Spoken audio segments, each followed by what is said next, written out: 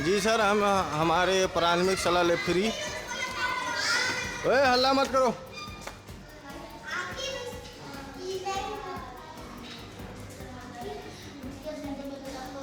तो मैं इसमें ये पूछना चाह रहा हूँ कि आप लोग का आज पेपर है। जी है ना। तो आप लोग का पेपर कितना समय चालू था? 11 बजे। आप लोग का कोई सर और कोई टीचर आया है? नहीं आया है ना। तो आप लोग का पेपर मैंने लिखाएगा कि नहीं लिखाएगा?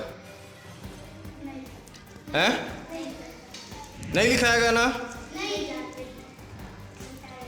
तो इसके लिए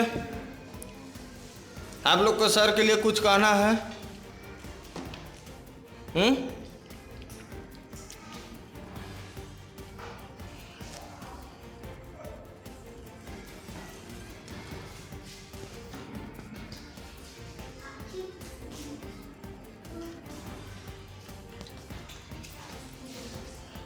हमारे ग्राम पंचायत लुरगी खुर्द प्राथमिक सलाह लेफरी के अंतर्गत में ये स्कूल आता है, जिसके द्वारा आज पहली से लेके 8वीं तक का पेपर है।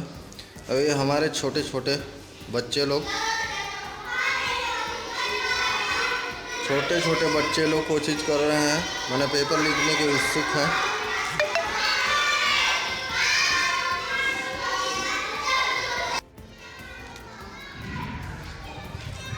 जी सर, हम हमारे प्राथमिक सलाह ले फ्री